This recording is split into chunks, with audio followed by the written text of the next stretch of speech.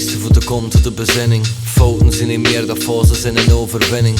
Struggelen is de motor van echte bewegingsvrije. Keuze is niet meer dan een specifieke beslissing.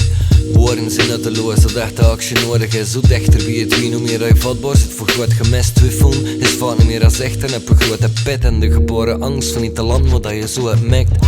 Falen is soms ook datgene bereiken dat vooral niet meer verwacht wordt of pas later blijft. Verdrinken heb je beter van de stroom te begrijpen. Maar als je niet valt kun je ook niet opstaan of nieuwe hoogtes bereiken. De ups en downs zijn een deel van ons bestaan. Hoe minder dat we weten, hoe meer dat we verstaan. En er is geen oplossing, we kunnen alleen een bluffen gaan. Want het is de val die ervoor zorgt dat we er leren op te staan. We hebben nodig van de fouten dat je maakt. Zijn gaast moet te groeien, dus vertrouw maar op je pad.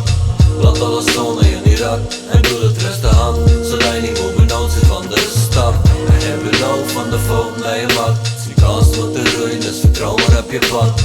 Laat alles staan dat je niet raakt en doe het rustig aan, zodat je niet moet benauwd zijn van de stap. Succes is geen vereiste voor de komt tot revolutie. Ervaring doe je meestal op tijdens een situatie. Het tegenslag kan vaak de reden zijn tot motivatie. Ervan is ook een blijk van gemeende participatie. Doden zijn nutteloos, zo warme woorden nodig zijn.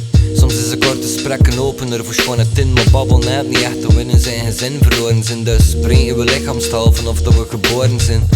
Vaar langs de zelfvertrouwen die aarzelt. Alleen het deur niet te proberen, zie gescharreld. De slechtste keuze is er een die niet gemaakt is. En als je moet kiezen, kies hetgeen die bij je hart ligt. Een gebrek is soms niet meer dan achterstalligheid. De blunder is het voedsel die successen in balans krijgt. De flater is afhankelijk van dit en perspectief. Dus ook al missie soms zijn eerste missen als je de kans niet gript.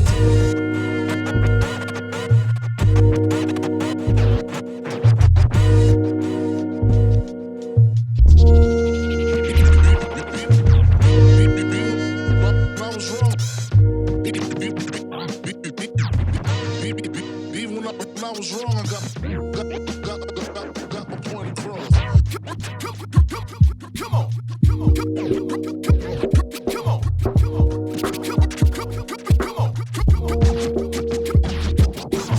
We hebben nodig van de fouten dat je maakt. Zijn gaast moet te groeien, dus vertrouw maar op je pad.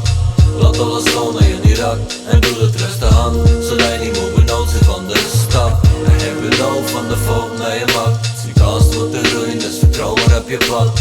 Laat alles staan dat je niet raakt en doe het rustig aan, zodat je niet moet benauwd zijn van de stap.